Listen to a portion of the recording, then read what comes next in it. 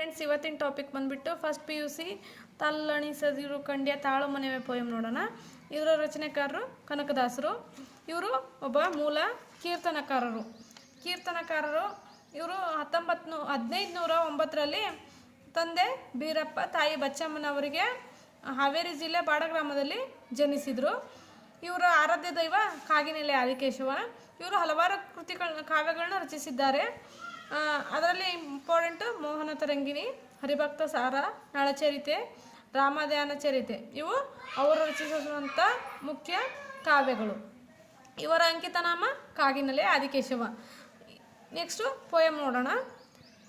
ತಲ್ಲಣಿಸಿದರು ಕಂಡ್ಯ ತಾಳು ಮನವೇ ಎಲ್ಲರನ್ನು ಸಲಹುವನು ಇದಕ್ಕೆ ಸಂಶಯವಿಲ್ಲ. ಅಂದರೆ ಒಬ್ಬ ವ್ಯಕ್ತಿಯ ಮನಸ್ಸು ತಲ್ಲಣಗೊಂಡಿರುತ್ತೆ. ಆ ಮನಸ್ಸಿಗೆ ಹೇಳ್ತಾ ಇರೋ ಮಾತಿದು. ತಲ್ಲಣಿಸಿದರು ಕಂಡ್ಯ ತಾಳು ಮನವೇ ಅಂದರೆ ಮನಸ್ಸಿಗೆ ಹೇಳ್ತಾ ಇರೋಂಥ ಮಾತು. ಮನವೇ, ನೀನು ತಲ್ಲಣ ಪಡಬೇಡ, ಅಂದರೆ ಆಗಬೇಡ.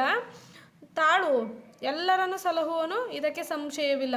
ದೇವರು ಎನ್ನುವನು ಎಲ್ಲರನ್ನು ಸಲಹಿಕೊಂಡು ನೋಡ್ಕೊಂಡು ಹೋಗ್ತಾನೆ. ನೀನು ಆತಂಕಗೊಳಗಾಗಬೇಡ ಮನವೇ ಅಂಥೇಳಿ ಮನಸ್ಸಿಗೆ ಈ ಮಾತನ್ನು ಕೀರ್ತನಕಾರರು ಅಂದರೆ ಕನಕದಾಸರು ಹೇಳ್ತಾ ಇರೋದು.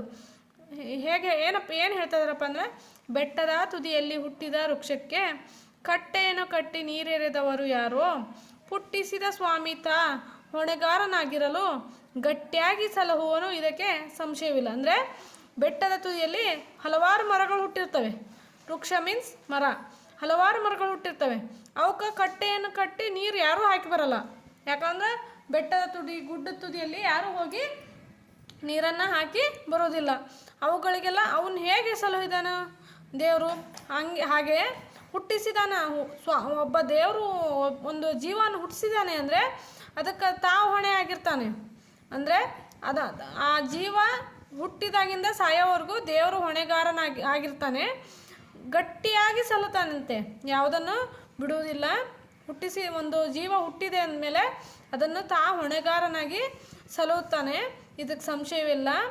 ನೀನು ತಲ್ಲಣಿಸದಿರು ಮನವೇ, ನೀನು ದೇವರು ಎಲ್ಲರನ್ನೂ ಸಲ್ಲುತ್ತಾನೆ, ಇದಕ್ಕೆ ನೀನು ತಲ್ಲಣಿಸಿದರು ಸಂಶಯ ಪಡಬೇಡ. ಗಟ್ಟಿಯಾಗಿ ಎಲ್ಲರನ್ನು ದೇವರು ಸಲಹುತ್ತಾನೆ. ನೆಕ್ಸ್ಟು, ಅಡವಿಯೊಳಗಾಡುವ ಮೃಗ ಪಕ್ಷಿಗಳಿಗೆಲ್ಲ ಅಡಿಗಡಿಗೆ ಆಹಾರವಿತ್ತವರು ಯಾರು, ಪಡೆದ ಜನನೀಯ ತೆರದಿ ಸ್ವಾಮಿ ಹೊಣೆಗೀಡಾಗಿ ಬಿಡದೆ ರಕ್ಷಿಪನು ಇದಕ್ಕೆ ಸಂಶಯವಿಲ್ಲ. ಅಂದರೆ ಅಡವಿ ಒಳಗೆ ಹಲವಾರು ಮೃಗ ಪಕ್ಷಿಗಳಿರ್ತವೆ. ಮೃಗಗಳು ಅಂದರೆ ಪ್ರಾಣಿಗಳು ಪಕ್ಷಿಗಳಿರ್ತವೆ. ಅವುಗಳಿಗೆ ತಕ್ಕಂತೆ ಅಲ್ಲಲ್ಲೇ ಆಹಾರವನ್ನು ಒದಗಿಸ್ತಾನೆ ದೇವರು. ಅಲ್ಲಿ ಅದು ಯಾರು ಇಟ್ಟಿರ್ತಾರೆ ಆಹಾರನ?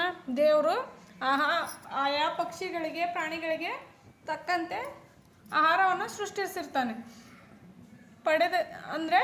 ಪಡೆದ ಜನನೀಯ ತೆರದಿ ಸ್ವಾಮಿ ಹೊಣೆಗೀಡಾಗಿ ಬಿಡದೆ ರಕ್ಷಿಪನು. ಅಂದರೆ ಪಡೆದ ಜನನಿ ಅಂದರೆ ಜೀವನ ಕೊಟ್ಟಂತಹ ಜನನಿ ಅಂದರೆ ತಾಯಿ ತರ ಸ್ವಾಮಿ ಅಂದರೆ ದೇವರು ಹೊಣೆಗೀಡಾಗಿ ಎಲ್ಲರನ್ನು ರಕ್ಷಿಸ್ತಾನೆ, ಬಿಡುವುದಿಲ್ಲ, ಇದಕ್ಕೆ ಸಂಶಯವಿಲ್ಲ.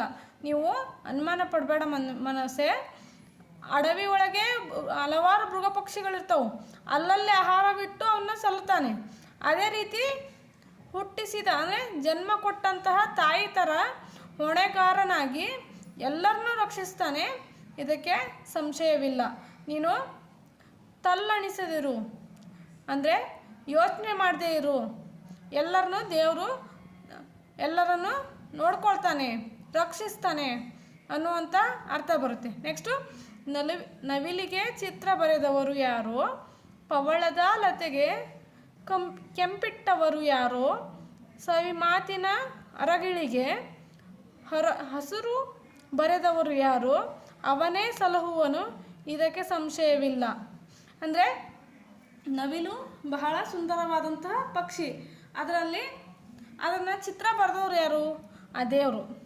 ಹಾಗೆ ಪವಳದ ಲತೆ ಅಂದರೆ ಹವಳದ ಲತೆ ಅಂದರೆ ಬಳ್ಳಿಯಲ್ಲಿ ಬಿಟ್ಟಂಥ ಹೂಗಳು ಅವು ಕೆಂಪಾಗಿ ಬಿಟ್ಟಂಥ ಹೂಗಳನ್ನು ಇಟ್ಟವರು ಯಾರು?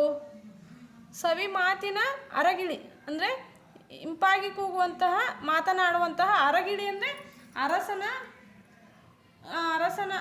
ಅರಗಿಳಿ ಅಂದರೆ ಅರಸನ ಗಿಳಿಗೆ ಅರಗಿಳಿ ಅಂತ ಕರೀತಾರೆ.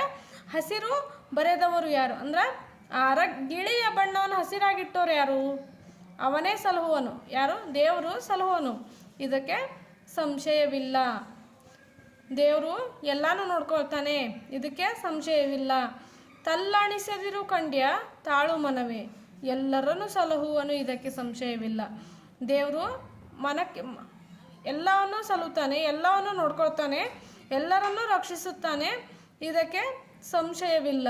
ನೆಕ್ಸ್ಟು, ಕಲ್ಲಿನಲ್ಲಿ ಹುಟ್ಟಿ ಕೂಗುವ ಕಪ್ಪೆಗಳಿಗೆಲ್ಲ ಅಲ್ಲಲ್ಲಿ ಆಹಾರ ತಂದವರ್ಯಾರೋ, ಬಲ್ಲಿದನು ಕಾಗಿನಲ್ಲಿ ಆದಿಕೇಶವರಾಯ, ಎಲ್ಲರನ್ನೂ ಸಲಹುವನು, ಇದಕ್ಕೆ ಸಂಶಯವಿಲ್ಲ. ಅಂದರೆ ಕಲ್ಲಲ್ಲಿ ಕಪ್ಪೆಗಳು ಎಲ್ಲಿ ಹುಡ್ತಾವಪ್ಪ ಅಂದರೆ ಕಲ್ಲಿನ ಪುಟ್ರೆಗಳಲ್ಲಿ ಹುಡ್ತಾವೆ. ಅಂತ ಹುಟ್ಟಿದಂಥ ಕಪ್ಪೆಗಳಿಗೆ ಅಲ್ಲಲ್ಲೇ ಆಹಾರ ದೇವರು ಇಟ್ಟಿರ್ತಾನೆ. ತಂದ ಆಹಾರ ಯಾರು ಇಟ್ಟಿರ್ತಾರ? ದೇವರು ಅಲ್ಲಲ್ಲೇ ಆಹಾರವನ್ನು ಇಟ್ಟಿರ್ತಾನೆ. ಇದನ್ನು ಬಲ್ಲಿದನು ಕಾಗಿನಲ್ಲಿ ಆದಿಕೇಶವರಾಯ, ಬಲ್ಲಿದನು ಕಾಗಿನೆಲೆ ಆದಿಕೇಶವರಾಯ ಅಂದರೆ ಇದನ್ನೆಲ್ಲವನ್ನು ಆದಿಕೇಶವರಾಯ ಅಂದರೆ ದೇವರು ಕಾಗಿನೆಲೆ ಆದಿಕೇಶವ ಇದನ್ನು ಎಲ್ಲವನ್ನು ನೋಡಿದ್ದಾನೆ, ಎಲ್ಲರನ್ನೂ ಸಲಹುವನು, ಇದಕ್ಕೆ ಸಂಶಯವಿಲ್ಲ. ಎಲ್ಲರನ್ನೂ ಎಲ್ಲ ರೀತಿಯಿಂದಲೂ ಸಲಹುತ್ತಾನೆ. ಅಲ್ಲಲ್ಲೇ ಆಹಾರವಿಟ್ಟು, ಅಲ್ಲಲ್ಲೇ ಅವುಗಳಿಗೆ ಬಣ್ಣ ಕೊಟ್ಟು, ಚಿತ್ರ ಕೊಟ್ಟು, ಆಹಾರ ಇಟ್ಟು, ಅವುಗಳಿಗೆ ಯಾವುದೇ ತೊಂದರೆ ಆಗದಂತೆ ಹೊಣೆಗಾರನಾಗಿ ತಾಯಿ ರೀತಿ ದೇವರು ಸಲಹುತ್ತಾನೆ. ಮನವನ್ನು ತಲ್ಲಣಗೊಳಿಸ್ಕೊಳ್ಬೇಡ, ಎಲ್ಲರನ್ನು ಸಲೋಕೆ ಆ ದೇವರಿದ್ದಾನೆ ಎಂಬುವ ಅರ್ಥವನ್ನು ಈ ಪದ್ಯ ಕೊಡುತ್ತೆ. ಇದು ಆದಿಕೇಶವ ಎನ್ನುವುದು ದೇವರು ಸಲಹುತ್ತಾನೆ ಎನ್ನುವ ಅರ್ಥವನ್ನು ಕನಕದಾಸರು ಇಲ್ಲಿ ಹೇಳಿದ್ದಾರೆ.